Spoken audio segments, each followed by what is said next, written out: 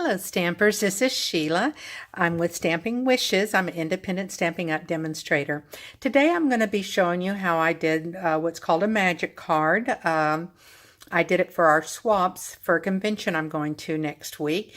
And let me show you an example of what we're going to be making today. This is the magic card. It starts off with the black and white, and then it magically changes to color. Isn't that cool? I originally had made this card when I first became a demonstrator, and that was well back in the early 2000s. And we found myself and another demonstrator found the instructions on a DIY station, and it was quite complicated to follow at the time. And of course, through the years, we've simplified it and made it much easier so that it's not that difficult. Now, I've got part of this put together today, and so that we can save a little bit of time going through the coloring and so forth. So let's go ahead and get started and talk about what supplies that you'll need. Okay, so to make this card, you're going to need a piece of cardstock that measures, let me move this over and give you the full measurement here. It should be 10 1/8 by 4 1/4. Okay, so this will be 10 1/8 by 4 1/4. And then you're going to score along the sides here that I've got. Turn it around here so you can see it. I scored it at 3/8 inch, at 3 1/2, 6 5/8, and 9 3/4. Then I used some of our the cardboard that comes in our DSP. I always save that for projects, but I cut two of these that are 2 3/4 by 3/4 inch. One of them we want to put on this back panel here, so that when we close this card up, you're going to have your score tape here, your tear and tape, here, and you're going to fold over this direction, and then you're going to have some of your tear and tape here, and you're going to score over that direction. But before you close your pocket up, what we would do in this case is you would have made a design like I did here. So you would take whatever designer paper or cardstock that you're going to put there, do whatever you're going to do to it, adhere it onto here, and then you would run this through the Big Shot, going through it like this, and whatever shape you decide. It can be square, oval, a tag shape. I mean, it's just unlimited to what you could put as far as your shape goes, and it really depends on the design that you want to pop out of your card. Okay, so once you've done that, then you would take it after you fold it, you've cut it like that, you're going to get your 3/8 inch punch, and you're going to go through both of these layers here and that little layer that you've got there.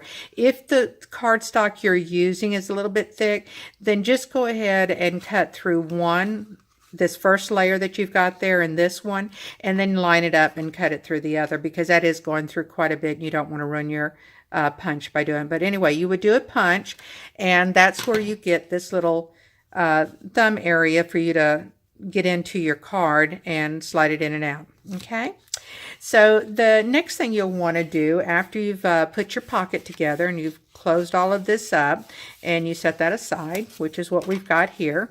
Okay, this is our little pocket.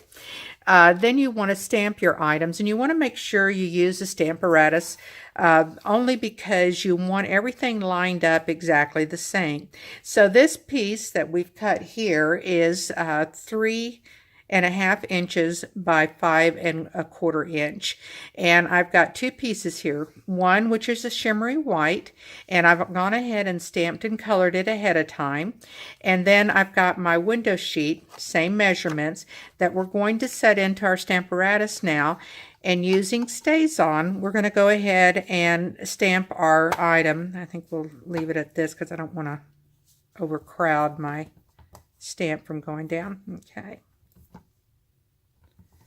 And what it should do, and I'm going to test it before I wet anything, is that having these together and lined up, this is going to just stamp black StazOn right over your design. Okay? And that's why it's important to have these set up at the same time that you're going to stamp, so that everything stays balanced when you pull it out of the card. Okay, so let's go ahead and get our stays on here, and we'll do this first, which is the pot. And we're going to come over here and give it a firm press onto our window sheet.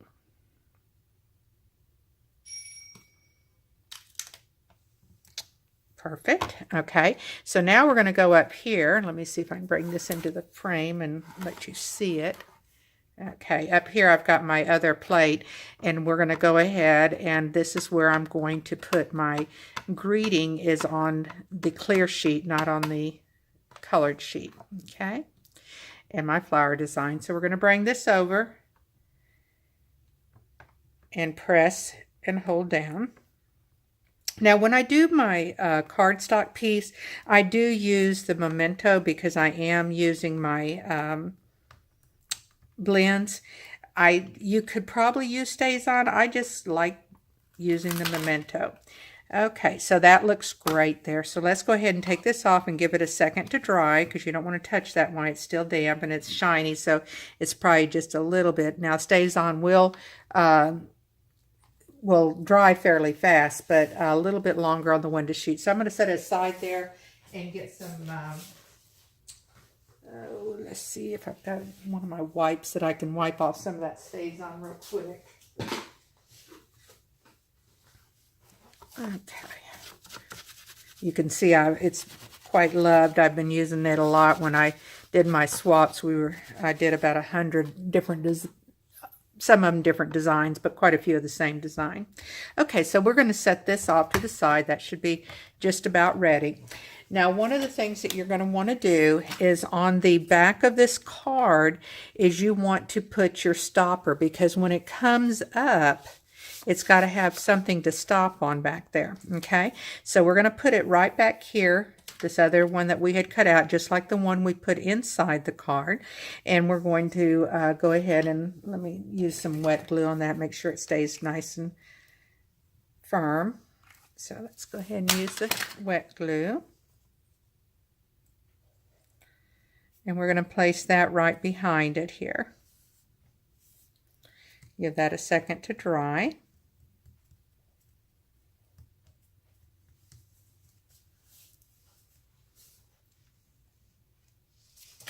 Oops. Tried to come up with me there. Oh, got it a little bit crooked there, so let's slide it while we still got some movement room here. Okay, let me see if I can find my... Yeah, there it is. I wanted to use this ribbon again. This is that copper trim that is so gorgeous. It'll span out if you stretch it and everything. So I thought this did real well with the designs we were working on. So let's go ahead and trim us a piece here. Let me see what I did with my scissors. Okay, and what I'm going to do to put these two pieces together, because you want to make sure they're lined up real well before you make your punch. Now, some of them I did a ribbon like this, and some of them I used that tag punch and made cut off the little edges on it, and I made like a little pull tag on it. But on this one, I think we will use the ribbon. But see how that lines up real nicely and everything? So we want to make sure that it's lined up. And then I'm going to use this punch again, and we're going to go through both of the pieces right at the top like so. Now, one of the nice things you can do is if you want to, you could come in here and corner round these, which also makes it pretty, which I did here. But I did notice after a while it wanted to get a little bit dull on me. We can try it, because you really do need to do it about the same time and see if it worked. It did. Okay, and then you want to make sure that this is lined up again.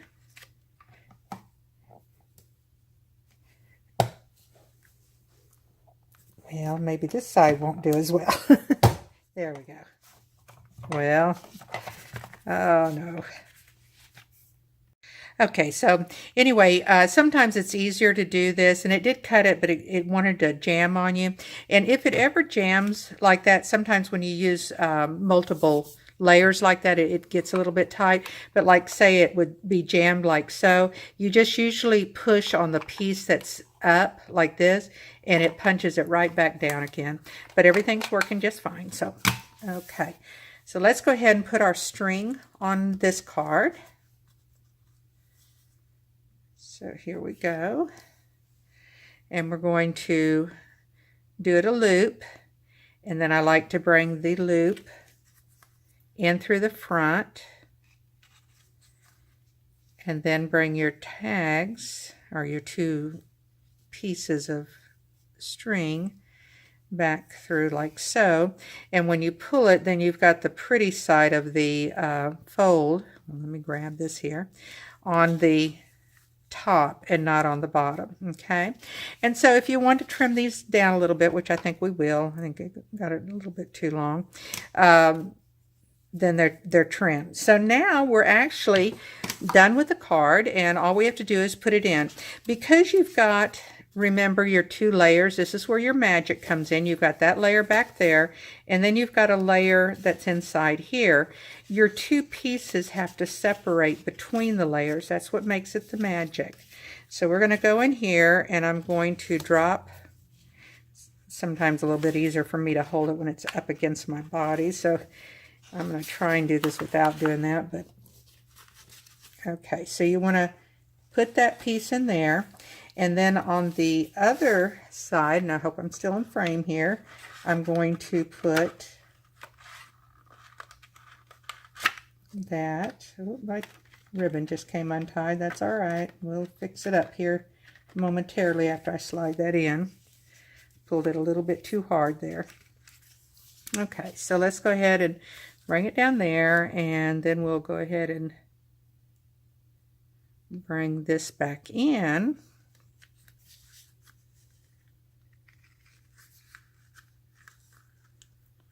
See, if anything's going to happen, it's always going to happen to me on filming, but that's all right, because there's a solution for anything that goes wrong or happens while you're doing this. So it's sometimes good to see that it's not always a perfect deal, but there is a solution. So I'm going to go ahead and tie these two pieces to keep it intact, where it won't want to slide out on me the next time. Okay, so you slide your card on down, and voila, now you've got your color lineup. Isn't that gorgeous? And there's so many different ones you can do. We've got such beautiful stamp sets that this would be just beautiful in, starting it off with it. Let's go ahead and spread these out a little bit just to give it a little bit of a difference. If you've never done this before with that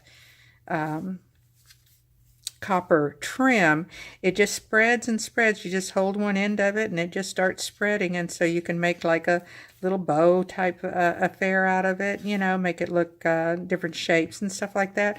It's just a really fun trim to use, and you just kind of work with it a little bit at a time and just kind of tug and turn it around. And you can use your nails. It works, I think, a little bit better using your nails like that. It wants to open up a little better. And let's trim it up, and we'll call it a finished card. All right, so this is our magic card, and I hope that you've enjoyed this film today in my blog. If you're looking for a demonstrator and you don't have one, I'd love to have you as a customer or join my team and become a demonstrator. There is a link to my store, which is 24 hours, 7 days a week, that you can get any of the supplies, and I will list all the supplies on my blog, as well as the measurements on everything again, so we make sure we get it right. And so anyway, I hope you have a blessed day, and happy stamping.